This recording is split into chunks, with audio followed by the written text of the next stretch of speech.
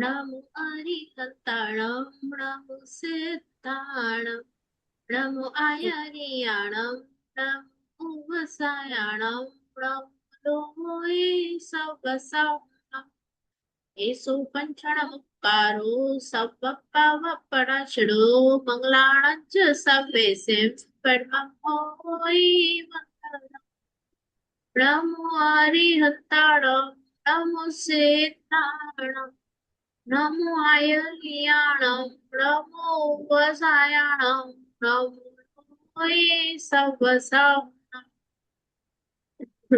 એસો પંચણમુક્કારો સવપ્પવપરાશડો મંગલાણં ચ સર્વેષેં પરમં હોય મંગલમ નમો હરિહંતાણમ નમો સિદ્ધાણમ નમો આયર્યાણમ નમો વસાયાણમ નમો લોહય સવસાહુણમ એસો પંચણમુક્કારો સવપ્પવપરાશડો મંગલાણં ચ સર્વેષેં પરમં હોય અધોલોક ઉદ્વલોક તીર્છાલોકમાં રહેલા દરેકે દરેક ત્રસ જીવ સ્થાવર જીવને સુખ મળે, સાતા મળે, સમાધિ મરણ મળે, જલ્દી જલ્દી બધા દેવો મોક્ષે જાય એવી પ્રાર્થના. ચલ બધા શાતામાં હશો. વર્ગની શરૂઆત કરીએ.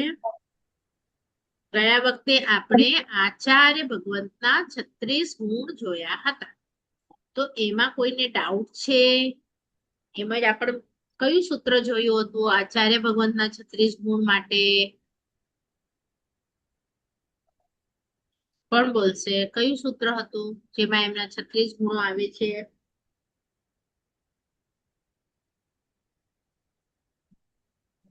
પંચેન્દ્રિય. બરાબર. અને બોલી શકશો 36 ગુણ કયા કયા છે?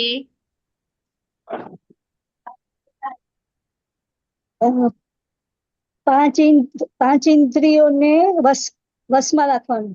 બરાબર. પછી 9 પ્રકારની વાર. બ્રહ્મચર્યની વાત. 9 પ્રકાર બ્રહ્મચર્યની વાર. 4 કસાય. કાબુમાં રાખે. કરે કે કાબુમાં રાખે? આખું બોલવાનું. કાબુમાં રાખે. હા. પછી 5 મહાવ્રતધારી. બરાબર. 5 આચારોનું પાલન કરનાર. બરાબર. 5 આચારના નામ? જ્ઞાનાચાર, દર્શનાચાર, ચારિત્રાચાર, વીર્યાચાર, તપાચાર ને વીર્યાચાર. બરાબર. અને 5 મહાવ્રતના નામ?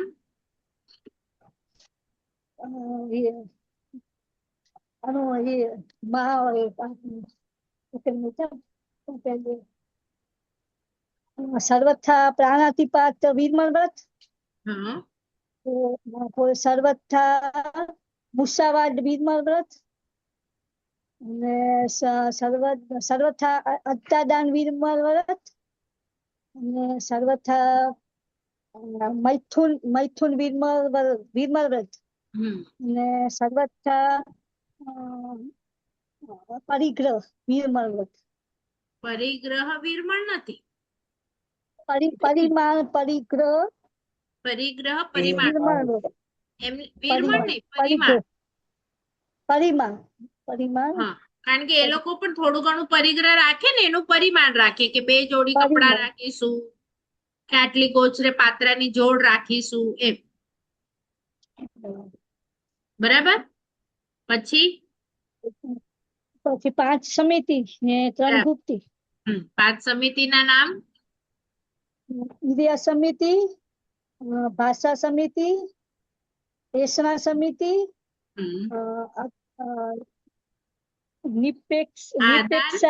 આદાન ભંડમત નિક્ષેપણા.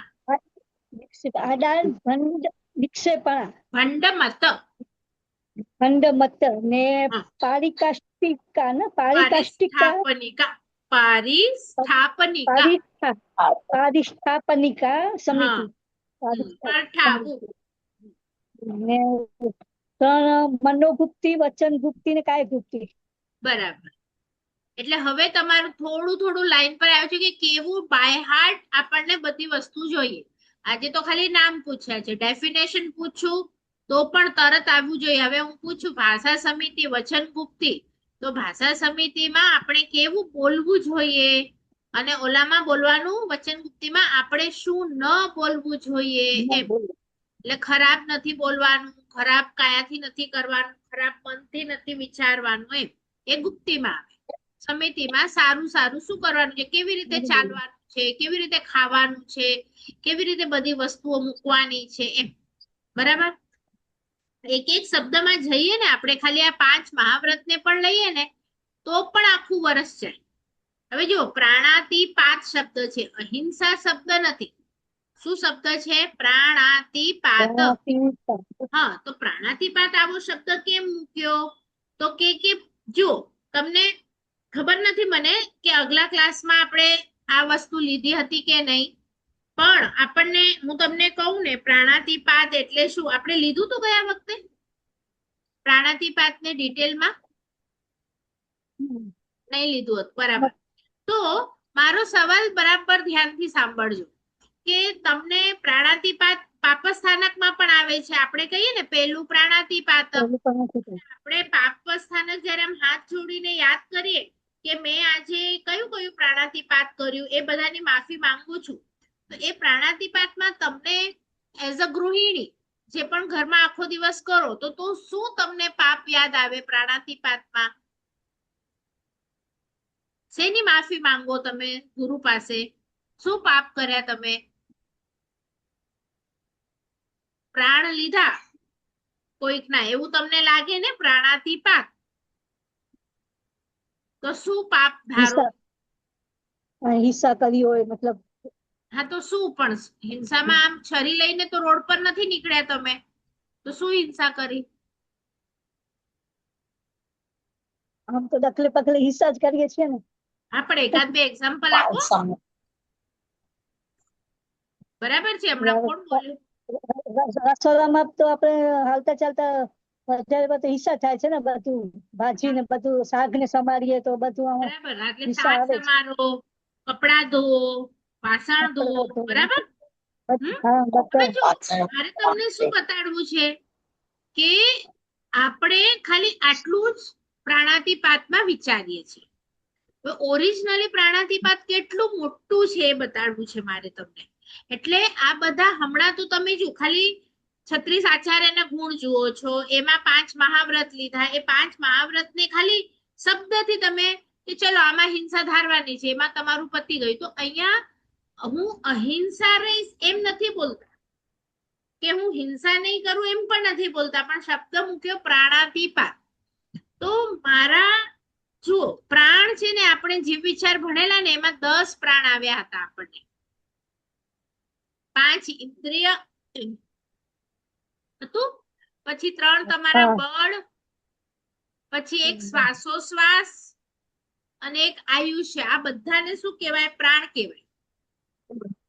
10 પ્રાણ હોય. એક મનુષ્ય હોય ને એના પ્રાણ કેટલા હોય? 10. હા, એટલે જો આ શું પૂછ્યું છું કે તમે એમ માનો છો, ચલો ભીંડા લઈએ આપણે, તમે આજે ભીંડા સમારે અડધો કિલો, બરાબર? તો મારે સવાલ એમ પૂછવું છે કે કોઈ પણ ભીંડો હોય કે કોઈ મનુષ્ય હોય, એનું આ જે શરીર છે ને, બહારનું શરીર, એ સજીવ છે કે નિર્જીવ છે, જળ છે? જીવ છે એમાં કે જળ છે?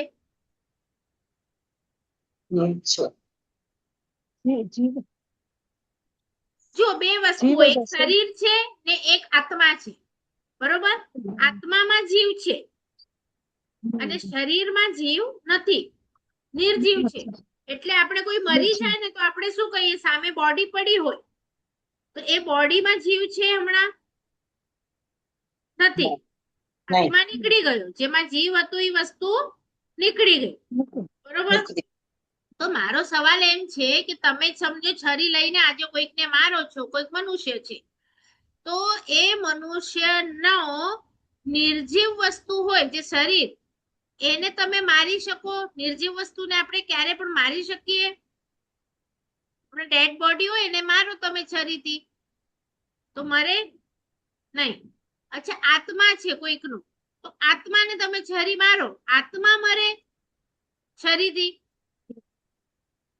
કારણ કે આત્મા તો અમર છે, અમર છે આત્મા અમર છે, એને તમે ક્યારે પણ બાળી ન શકો, મારી ન શકો, છરીથી કાઈ ન કરી શકો. અને નિર્જીવ વસ્તુ હોય, ખુરશી સામે પડી છે, એને તમે મારો તો એ નહીં મરે. તો મારો સવાલ એમ છે કે નિર્જીવને નથી મારી શકતા, આત્માને નથી મારી શકતા, તો તમે હિંસા શેની કરો છો?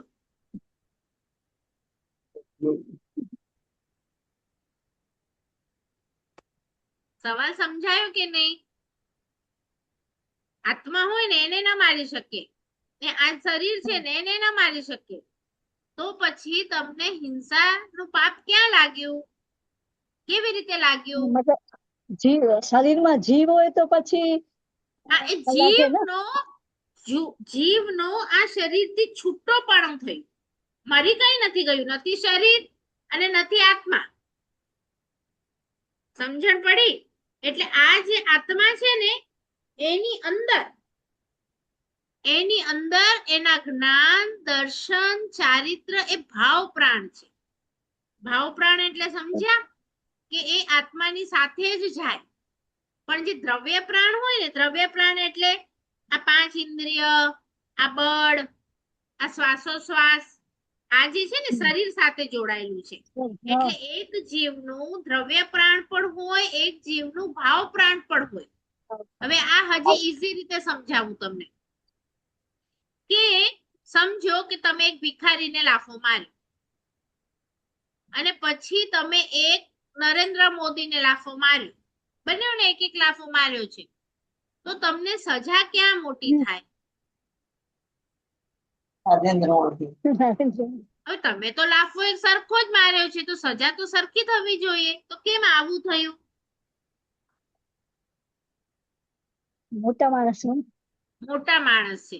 તો એવી રીતે સમજો કે એક તમારા છોકરાને લાફો માર્યો અને એક અહીંયા સિમંદર સ્વામી વિચરી રહ્યા છે, તો એમને લાફો માર્યો. તો કર્મને કેવી રીતે ખબર પડે કે અહીંયા વધુ બંધાવ ને અહીંયા ઓછું બંધાવ, ને સરખા બંધાય કે ઓછા વધુ બંધાય? સિમંદર સ્વામીને લાફો મારો ને તમારા દીકરાને લાફો મારો, ક્યાં તમારા કર્મ બંધાય? ઓછા બંધાય, સરખા બંધાય, વધુ બંધાય? બોલો. ભગવાન ને માર્યું તો બધું જ બંધાય ને. વધુ બંધાય. તો મારો સવાલ એમ છે કે તમે તો લાફો સરખો જ મારો છો, તો કર્મને તો આંખો છે નહીં, તો કેવી રીતે તમારા કર્મ વધુ બંધાયા? એવો સવાલ થવો જોઈએ આપણને, અને એનો જવાબ મળવો જોઈએ આપણને. કારણ કે હવે જે મોટા માણસ કીધા એ ઉંમરથી મોટા નથી, નરેન્દ્ર મોદી કે સિમંદર સ્વામી. એ લોકોની અંદર જ્ઞાન, દર્શન, ચારિત્ર એ બધું વધારે છે. અને જેની અંદર જેટલું વધુ પ્રમાણમાં જ્ઞાન હોય, દર્શન હોય, ચારિત્ર હોય, અને એને તમે ધક્કો પહોંચાડો, ખાલી બોલીને ધક્કો પહોંચાડો, હમણાં એક ઘાડ જ આપો ખાલી સિમંદર સ્વામીને, અને અહીંયા તમે બે છોકરાને લાફો મારો, તો એ ઘાડ તમારી ચડી જાય. કેમ ચડી જાય? કર્મ બાંધવામાં. કારણ કે જેને આપો છો એની અંદર જ્ઞાન વધુ છે. એ લાખો લોકોને જ્ઞાન આપવાનો છે. તો જો એમને કઈ થાય ને હમણાં, તો એ લાખો લોકોને જ્ઞાન મળતું અટકી જાય. હમણાં નરેન્દ્ર મોદી કરોડો લોકોને સંભાળી રહ્યો છે ભારતના હિસાબે, એને કઈ થાય તો આખું ભારત અટકી જાય. તો એવી રીતે જેની વધારે જવાબદારી છે, જેની અંદર વધારે જ્ઞાન છે, પ્રાણ છે, ત્યાં તમને દોષ વધુ લાગે. સમજાયું? તો અહીંયા પણ આપણે પ્રાણનો અતિપાત કરીએ છીએ. અતિપાત કરવું એટલે શું? કે આત્માથી પ્રાણને અલગ કરવું. તો મારો આત્મા હમણાં અહીંયા છે ને, તમે મને માર્યું, તો મારો આત્મા નીકળી જશે ને શરીર અલગ થઈ જશે. આ જે પાંચ ઇન્દ્રિય, બળ, આ જે બધું હમણાં આત્મા સાથે છે, એ પ્રાણનો શું થયો? વિયોગ. પ્રાણનો શું થયો? વિયોગ. આ વિયોગ એટલે પ્રાણાતિપાત, એટલે કે તમે એના પ્રાણ ઓછા કર્યા. અને જ્યારે પણ તમે પ્રાણ ઓછા કરો ત્યારે તમને હિંસાનો દોષ લાગે. હવે આ વસ્તુ તમે સમજો નહીં. હવે દાખલા તરીકે મેં જે પણ 10 બળ કીધા ને એ તમારી પાસે પ્રાણ એ લખેલા હોવા જોઈએ. દાખલા તરીકે 5 ઇન્દ્રિય, બરાબર. હવે તમે તો ભીંડાને સમાર્યું એટલે મારી નાખ્યું એને જ પ્રાણાતિપાત કે હિંસા કહો છો. પણ જૈન દર્શન આ 5 ઇન્દ્રિયને તમે નુકસાન પહોંચાડો ને તો પણ તમે હિંસા કરી એમ કહેવાય. દાખલા તરીકે હું તમારી આંખો ફોડી દઉં કે તમારો કાન ખરાબ કરી દઉં, શિશુ રેડિયો હતું ને મહાવીર સ્વામીએ જેવી રીતે, એમ. તો શું થાય એનાથી કે તમે તો જીવતા છો, તમને મેં મારી નથી નાખ્યા, તમારી આંખો અને કાન મેં ખરાબ કરી નાખ્યા. તો એનાથી હવે નહીં તો તમે પ્રભુ દર્શન કરી શકશો, નહીં તો શાસ્ત્ર ભણી શકશો, નહીં તો વ્યાખ્યાન સાંભળી શકશો. તો તમે તમારા જે કર્મ આ 2 ઇન્દ્રિયથી તોડવાના હતા એ હવે તમે કર્મ નહીં તોડી શકો. એટલે મેં તમારી જે આ હાલત કરી છે, આંખ કે કાન કે ખરાબ કર્યા છે, એનું મને હિંસાનો દોષ લાગ્યો. એટલે હિંસા એટલે માત્ર તમને મારી નાખવું એટલું નથી. તમારી 5 ઇન્દ્રિયને કઈ ઈજા પહોંચાડું ને તો પણ મને હિંસાનો દોષ લાગ્યો. પછી હવે બળ જોઈએ. 3 બળ છે ને, મનોબળ, વચન બળ અને કાય બળ, બરાબર. એને સમજીએ તો મનોબળ, હવે સમજો કે તમે એકદમ નક્કી કરી લીધું કે હું 99 જવાની છું. તમે મનોબળ એકદમ કરી નાખ્યું. હું આવી ને હું તમને કહું હવે તમે આ ઉંમરમાં જશો ને શું કરશો, બેસો બેસો ઘરે બેસો, કઈ તમારા કામ નથી, એક પાપડ તો તમારાથી તૂટતું નથી ને તમે 99 માટે નીકળ્યા છો. એટલે એવું કંઈક હું કહું કે જેનાથી તમે જે મનોબળ કર્યું હતું જવાનું એ તમે કેન્સલ કરી નાખો. તો મનોબળ તોડવું પણ હિંસા છે, કારણ કે એ તમારો પ્રાણ છે. વચન બળ એટલે શું? જો હું તમે હમણાં નોર્મલ એકબીજા સાથે વાતો કરો છો ઘરમાં, પણ હું આવીને તમને કઈક એવા ન્યૂઝ આપું, એ ન્યૂઝ સાચા છે પણ એવા આપું કે તમને આમ થઈ જાય, કઈક એવું આપ્યું કે તમે બોલી ન શકો, દુઃખમાં સદમામાં ચાલ્યા ગયા, તો તમારું વચન બળ શું થઈ ગયું? એકદમ ડાઉન થઈ ગયું. મેં એવા ન્યૂઝ આપ્યા. તો આવું ક્યારેક આપણે કોઈકને કરીએ ને તો પણ અમે પ્રાણાતિપાતનો દોષ લાગે. અને કાયબળ એટલે કે તમારું હાથ બરોબર છે, પગ બરોબર છે ને મેં તોડી નાખ્યો, હાથ તોડ્યો, પગ તોડ્યો, કંઈક એવું કર્યું તમારું બોડીની, તમને 2-4 કુસા મારાવ્યા કે 2-4 લાકડીઓથી મારાવ્યું કે 1 મહિનો તમને બેડ રેસ્ટ આવી ગયું, તો આ મેં તમારી કાયાને નુકસાન પહોંચાડ્યું, તો આ પણ હિંસા છે. આપણને એક હિંસા ખબર પડે, ભીંડા સમાર્યા, પણ મારા વચનથી કોઈકના પ્રાણ ને નુકસાન થયું, દુઃખ થયું, આત્માને દુઃખ થાય ને એને, તો પણ તમને પ્રાણાતિપાત લાગે. હું તમને કહું, ઓ દોડડાયા, ઓ પંડિત, આમ કઈક બોલું, તમને ટોન્ટ મારું, ઓ કાળિયા, એમ કઈક બોલું ને તમને એ સાંભળીને દુઃખ થયું, તો એ પણ પ્રાણાતિપાતમાં ગયું.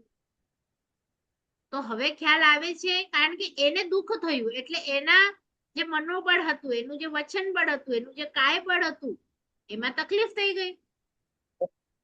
પછી હું તકિયા લઈને કોઈકને શ્વાસ રૂંધું, એ તો શ્વાસોશ્વાસ માં જશે અને આયુષ્યમાં જશે. જો શ્વાસોશ્વાસ એના બંધ કરું ને તો એને તકલીફ થાય, તો પણ એના પ્રાણ ગયા, ઓછા થયા, અને મારી નાખું, છેલ્લે જે આયુષ્ય છે મારી નાખું, તો પણ હિંસા છે. એટલે નાની પણ હિંસા અહીંયા છોડી નથી બાકી. તમે કોઈકને ટોન્ટ મારો, એમાં કઈ તમને જજ સજા નથી આપવાનો જેલમાં, પણ જૈન દર્શન આપે છે. જૈન દર્શન કે છે તે એને આવું કીધું ને એટલે એને આવું થયું.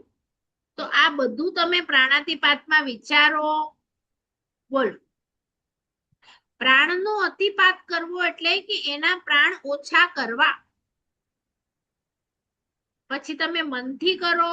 હવે જો હું બોલતી કાઈ નથી, પણ મારી સામે વેવાય બેઠા છે, એમને કેમ કહું કે તમે આવા છો? નથી કહેવાતું, પણ મારા મનમાં આવ્યું કે આ છે ને આ લોકોનું ઘર જ આવું છે, આ લોકોને તો આમ કરી દેવું જોઈએ, કંઈક એવું મનમાં વિચાર્યું. આ મેં મનથી એમના પ્રાણ ગવાયા.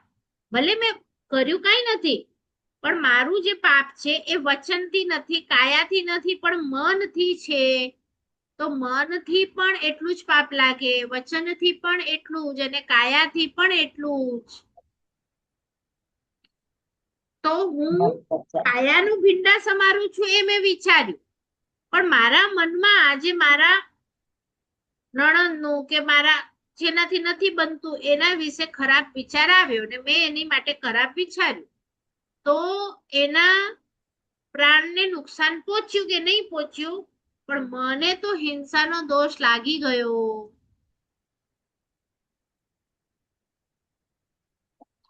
એટલે મનથી એ બંધાય પાપ, વચનથી એ બંધાય અને કાયાથી એ બંધાય. કાયાથી બંધાય એનું 1 રૂપિયો પાપ લાગે, વચનથી બંધાય એના 10 રૂપિયા પાપ લાગે, ને મનથી બંધાય એના 1000 રૂપિયા પાપ લાગે. કારણ કે તમે કાયાથી હમણાં લઈને બેસો ને મારવા, અડધો કિલો, 1 કિલો, 2 કિલો સમારશો ને પછી હાથ દુખી જશે. વચનથી બોલશો ને તો થોડીક વાર બોલશો, હું અડધો કિલો સમારીશ, હું 1 કિલો સમારીશ, 5 કિલો, 10 કિલો, 100 કિલો, થોડી વાર બોલશો પછી થાકી જશો. પણ મનથી તમે એવું કરી શકો કે આખી દુનિયામાં જેટલા ભીંડા છે ને બધાને માના, કંઈક એવી વસ્તુ જે તમને નથી ભાવતી કે એનાથી કોઈકને કંઈક થઈ ગયું ને આપણને એ વસ્તુ માટે ગુસ્સો આવીને આપણે બોલ્યું કે આ બધાને આવું કરી નાખવું જોઈએ, તો જેટલું દુનિયામાં છે એને એક સાથે મનથી મારી શકાય કે નહીં? એટલે મનની તાકાત વધી ગઈ. તમે ધારો ને તોય આખી દુનિયાને હાથથી કાયાથી મારવા માંગો તો ન મારી શકો, પણ હમણાં મનથી મારવું હોય ને, બધા કંઠીવાળા હેડા એમ બોલ્યા ને એટલે બધાને તમે કઈક એમની માટે ખરાબ વિચાર્યું એટલે એમાં હવે કેટલા લોકો, એ બધાને તમને દોષ લાગ્યો. આવા મનથી થતા કેટલા દોષો વિચાર.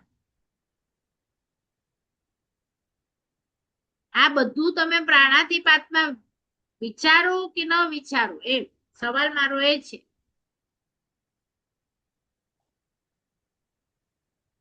મનથી, વચનથી, કાયાથી, પછી 5 ઇન્દ્રિયોને નુકસાન પહોંચાડીએ તો પણ, 3 બળને નુકસાન પહોંચાડીએ તો પણ, શ્વાસોશ્વાસથી પહોંચાડીએ તો પણ, આયુષ્યથી પહોંચાડીએ તો પણ, આ દ્રવ્ય પ્રાણ થયા. હજી ભાવ પ્રાણ પર તો હું હવે આવું છું કે દાખલા તરીકે તમને હમણાં ભણવું હતું અને એ ટાઈમ પર હું ફોન કર્યા વગર તમારા ઘરે આવી ગઈ અને કહું હલો મેળાવો કહ્યું, તમે કર્યું બંધ ક્લાસ, તો તમે જે જ્ઞાન લેતા હતા, તમારું પ્રાણ વધારતા હતા, પણ હવે મારા આવવાના કારણે તમે તમારું પ્રાણ નહીં વધારી શકો. તો પણ હું જે મેળાવો કરવા આવી ને તો મને તમારા પ્રાણ ઘટાડવાનું હિંસાનું પાપ લાગ્યું. કારણ કે જ્ઞાન એ તમારો પ્રાણ છે, દર્શન એ તમારો પ્રાણ છે, ચારિત્ર એ તમારો પ્રાણ છે, તપ એ તમારો આત્માનો પ્રાણ છે. તમે તપ કરવાના હતા કાલે, મેં કીધું હવે છોડો ને, આપણે અહીંયા ક્યાંક જઈ આવીએ પછી કરજો. તો મેં તમને શું કર્યું તપમાં? અમારો પ્રાણ નહીં વધવા દીધો. તમે કઈક સમજવાના હતા, દર્શન એટલે સમજણ, એ સમજણમાં મેં ક્યાંક વાતો કરીને નહીં સમજવા દીધું, તો શું થયું? હમણાં તમે બેઠા છો ને કોઈક આવી તમારી પાસે વાત કરવા, તમારું ધ્યાન ત્યાં ગયું, તમે મેં જે સમજાવ્યું 1 મિનિટ નહીં સાંભળ્યું, તો એ વ્યક્તિને શું લાગે? હમણાં પ્રાણાતિપાત લાગે.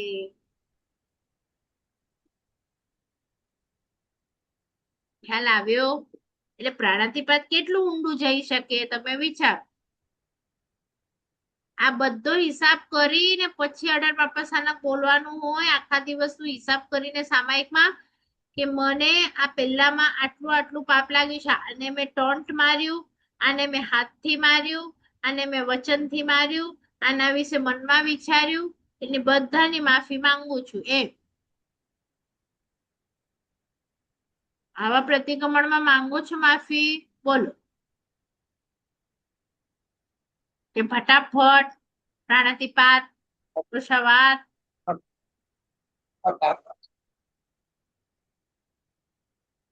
જો ત્યારે સમૂહમાં હોય ફટાફટ હોય, પણ ઘરેથી પ્રાણાતિપાત, વૃષાવાત 18 પાપનું લિસ્ટ આપણા માઇન્ડમાં હોવું જોઈએ કે આજે મારું શું શું થયું છે. જો 8 દિવસનું ભેગું કરવાના હો તો 8 દિવસનું ભેગું હોવું જોઈએ કે મારી 8 દિવસમાં ક્યાં ક્યાં કોને શું કર્યું છે. ખ્યાલ આવ્યું કે નહીં આવ્યું? પ્રાણાતિપાત એક શબ્દ સમજ્યા? પ્રાણનું વિયોગ કરવો એની માટે પ્રાણ સમજવા પડે. 10 દ્રવ્ય પ્રાણ છે, 5 ભાવ પ્રાણ છે, તો દ્રવ્યના પ્રાણો ઓછા કરો તોય લાગે અને ભાવ પ્રાણ ઓછા કરો તોય લાગે. જો આવી કોઈ સજા છે ને એ જજ ના આપી શકે, પણ જૈન દર્શનમાં છે. જૈન દર્શન તો એટલું ક્લિયર છે ને, તમે સમજો 500 જણાને મારો તો એ તમને ફાંસી કરે, ને 1 જણને મારો તો એ ફાંસી કરે. તો તમે ને તો સારું પડી ગયું કે ચલો એકને માર્યું એના કરતા 500 ને મારી નાખ્યા. તો આ સજા કોણ આપે? તો કે જૈન દર્શન આપશે. તમે 500 ને માર્યા છે તો તમને 500 વખત નરકમાં સજા મળશે. તો એટલા માટે ત્યાં તો આપણા જૈન દર્શનમાં તો જેટલી વખત તમે જેટલું કરો ને બધાની મળે. અહીંયા તમને જજ છોડી દે 500 1000 રૂપિયા આપો તો. એ કર્મ સત્તા નથી છોડવાની. ખ્યાલ આવ્યું શું કઉ છું? એટલે ફટાફટથી ડિટેલમાં સૂત્ર ભણો. પ્રાણાતિપાત કેમ શબ્દ છે, આવું કેમ નામ છે? એટલે તમને હિંસાનું જે લાગે છે ને એ પ્રાણને તમે અલગ કરો છો આત્માથી, માટે તમને લાગે છે. હવે આ બધાને સમજાયું કે આમાં હજી થોડું ડિટેલ જાઓ? બોલો. એ ખ્યાલ આવ્યો થોડો?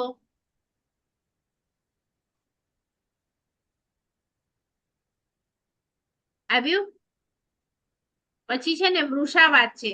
તો હવે કઈ મારા સાહેબને તમે જોયું છે ખોટું બોલવાના છે કે મારું નામ આ છે કે આ તે છે કે કાંઈ ખોટું બોલવાના નથી, તો પણ એમને રોજ 18 પાપા સ્થાનક બોલવું પડે.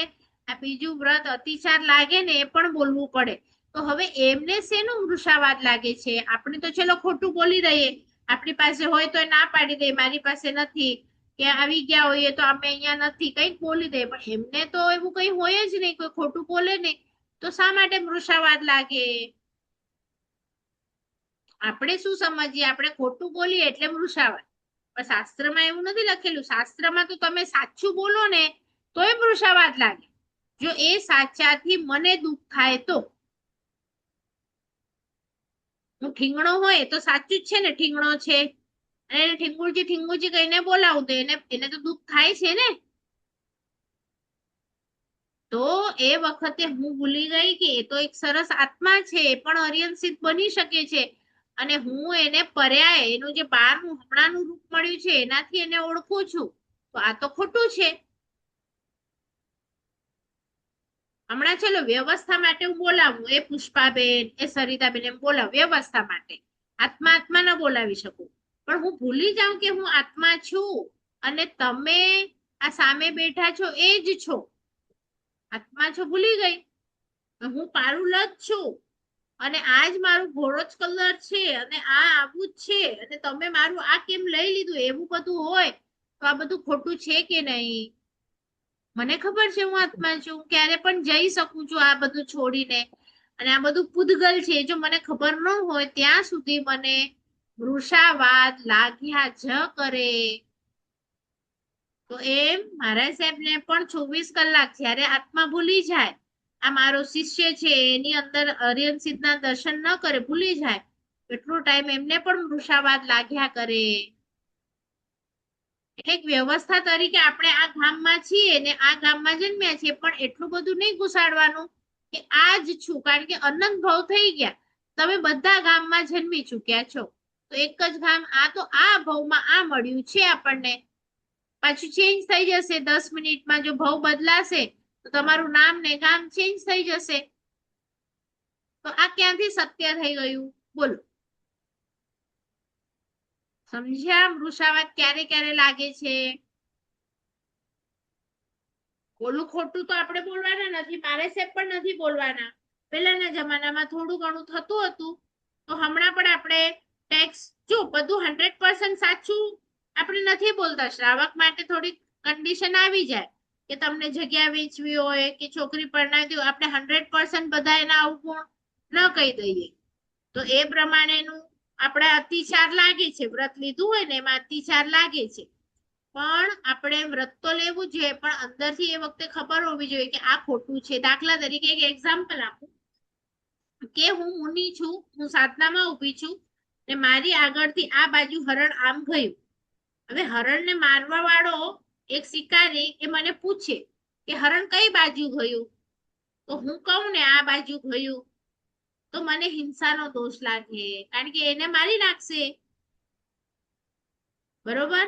એટલે એ વખતે હું આમ ઊંધું ખોટું બોલું ને તોય મને ખોટાનું પાપ ન લાગે. આનાથી શું થયું? 3 ના પ્રાણ બચી ગયા. એક તો ઓલા હરણનો પ્રાણ બચી ગયું, બીજું એ શિકારી એને મારવાનો હતો તો એને પણ હિંસાનું પાપ લાગવાનું હતું, તો એ પણ બચી ગયું, એ મારી નહીં શકે હવે. અને ત્રીજું, મેં જેમ કીધું તો કે હરણ આ બાજુ ગયું છે એટલે હું કઠોર કે હરણનું જે થવાનું હોય થાય, પણ મેં તો વ્રત લીધું છે ને સાચું બોલવાનું, એટલે હું તો સાચું બોલ્યો. તો પ્રભુએ એવું સાચું બોલવાની ના પાડી છે કે કોઈના પણ પ્રાણને દુઃખ થાય એવું સાચું નથી બોલવાનું. તે વખતે મૌન રહી જાવ.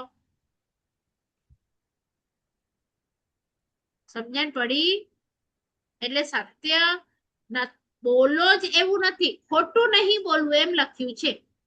પણ ઘણી વખત માતા પિતા માટે, જૈન દર્શન માટે, ઘણી વખત છોકરાઓનો આત્માના કલ્યાણ માટે, આત્માના કલ્યાણ એટલે તમારા સ્વાર્થ માટે ના પાડે છે, આત્માના કલ્યાણ માટે. દાખલા તરીકે મને કોઈકને ધર્મ સમજાવવો છે, ડાયરેક્ટ હું એને કહી શકું એમ છું નહીં.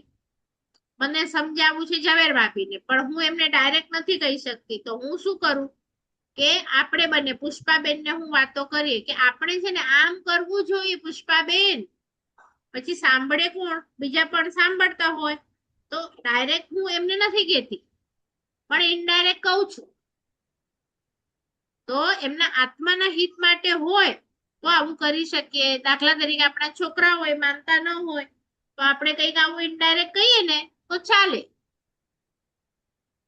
ખ્યાલ આવ્યું બધાને? તો એ ખોટું નથી. આત્માના હિત માટે હોય તો, પણ આત્માના હિત માટે ન હોય, આપણા સ્વાર્થ માટે હોય તો ન ચાલે. જેમ કે એક વખત એક ભાઈ હતો, એ દીક્ષા લીધી હતી, એને ખબર પડી મારો નાનો ભાઈના આજે લગ્ન છે, એને થયું કે જો એને પણ લગ્નથી બચાવી લઉં તો સારું. તો એ ત્યાં ગયા ગોચરી માટે, ને પછી કે છે મારો ભાઈ તું મને ગોચરી આપ, આજે તારા લગ્ન છે તો. અને મારો આ પાત્રો ઉપાડીને ચાલ ને ઉપાશ્રયમાં. ઓલો તો તૈયાર થઈને લગ્ન કરવા જતો જ હતો ને ભાઈ મારા જ આવ્યા તો ના પાડી શક્યો. ગોચરી લઈને ચાલે છે એમની પાછળ ઉપાશ્રયમાં, ને ગુરુ ભગવાન પૂછે છે આ કોણ છે? તો કે આ મારો ભાઈ છે, ને આ આવું શેરવાની પહેરીને આવ્યો છે, તો કે એને દીક્ષા લેવી છે. આ મોટા ભાઈ તો ખોટું બોલ્યા, મારે સાહેબ છે, પણ આત્માનું કલ્યાણ હતું અને ઓલો ભાઈ આની શરમ રાખતો હતો, એટલે કે મોટા ભાઈએ હવે કીધું તો હું કેવી રીતે ના પાડું? મોટા ભાઈ તો ગુરુ મહારાજ છે, હવે બોલી લીધું તો એમને તો નાલેસી થઈ જાય હું ન લઉં તો. એની શરમા શરમીએ પણ એને દીક્ષા લીધી, 12 વર્ષ પાડી. બોલો, તો આ કેમ? આ તો ખોટું બોલ્યા. પણ ખોટું બોલવામાં જોયું કે આના આત્માનું હિત છે, તો એને ખોટું ન કહેવાય. એટલે આપણા ખોટાના લેબલ છે ને આખા અલગ છે, કે હિતા ને હિ ચેતા, એડો તો વો જ ન. પણ ક્યારેક એના આત્માનું કલ્યાણ હોય તો એવું થઈ શકે. ખ્યાલ આવ્યું? એટલે એને ખોટું ન કહેવાય. ચલો, પછી એવી જ રીતે છે અદતા દાન. તો એના શબ્દોને સમજવું પડે કે દાન એટલે આપવું, અને આદાન એટલે એનું ઊંધું લેવું. તો કોઈને પૂછ્યા વગર લઈ લેવું એમ. અદત્ત, દત્ત એટલે આપવું, દત્ત એટલે આપવું, અદત્ત એટલે લઈ લેવું, પૂછ્યા વગર લઈ લેવું એને અદતા દાન. આમ અદતા દાન નથી, આદાન છે શબ્દ. તો આદાન એટલે લઈ લેવું. તો એને ચોરી કીધી. કોઈ આપે તો તમે લઈ શકો, ન આપે ને તમે લો તો ચોરી છે. પણ એ પણ પાછી કયા આશયથી તમે કરો છો. હવે ચોરી એટલે જો મારા છોકરાનું ખાનું ખોલ્યું, એ નાના છે તો ખોલવું પડે, તો ત્યાં હું એની વાત ન જોઉં કે એ મને આજ્ઞા આપે. પણ મોટા છે તો પછી પૂછીને ખોલવાનું. પછી એના આત્માના હિત માટે છે. હવે મને સિગરેટ મળી, દારૂ બોટલ મળી, તો એને પૂછવા ન બેસું, તો તમારી પાસે રાઈટ છે કે તમે ખોલી શકો, કારણ કે તમે એના આત્માનું હિત ઈચ્છો છો. પણ તમે આત્માનું હિત ન ઈચ્છતા હો ને એમ જ તમને મન થયું કે ચલો જોઉં શું કરે છે ને બધું, તો તમે ન કરી શકો. ખબર પડી? એટલે તમારો હેતુ સારો હોવો જોઈએ. આમ તો છે ને કેટલી નાની વસ્તુનો ચોરીનું લાગે છે ખબર છે? તમે ઘરમાં આવ્યા બહારથી અને તમારા બાજુવાળાના ઘર બંધ છે ને એની ઉપર ન્યૂઝપેપર પડ્યું છે, તો એ ન્યૂઝપેપરની તમે હેડલાઈન તમારાથી વંચાઈ ગઈ, તો પણ તમને ચોરી લાગી ગઈ, કારણ કે તમારા હકનું પેપર નથી. તો આટલી નાની પણ લાગી ગઈ. હવે આ નાના છોકરાઓ બેઠા હોય ને તો એમની માટે આખા ચોરીના અલગ આવે કે કોઈકનું શું કહેવાય, વાઈફાઈ કનેક્ટ થઈ ગયું, મેં ફ્રીમાં ડાઉનલોડ કરી લીધું કે ફ્રીમાં મૂવી જોઈ લીધી, હતી નહીં આ સાઇટ ઉપર હતી. આમ તો આપણને થિયેટરમાં જોવી જોઈએ, ટિકિટ વગર નીકળી ગયા, આરટીસી ને ખબર નહીં પડી, તો આ બધું ચોરીમાં જ આવે ને. ખ્યાલ આવ્યો? બધું ચોરીમાં આવે. એટલે નવા હોય છોકરા હોય તો અલગ અમે એક્ઝામ્પલ આપીએ, તમે મોટા છો એટલે એ રીતના એક્ઝામ્પલ આપીએ છીએ. પણ ચોરી એટલે ખાલી તમે કોઈના ઘરમાંથી લઈ આવો એટલા માત્ર ને નથી કીધી. તો ચોરી કોને કીધી? કારણ કે આવું તો કઈ મારા સાહેબ કરવાના નથી. હવે તમે સ્ત્રી છો તો તમારા હિસાબે એક્ઝામ્પલ આપો કે તમે દેરાણી જેઠાણી છો અને તમે સોરી મીટિંગ પૂરી થાય છે તો આપણે આ ચોરીનું 10 મિનિટ પછી લઈએ.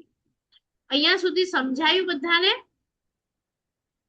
એટલે બહુ મોટા અર્થ છે, નાના નાના અર્થ નથી આ શબ્દોના.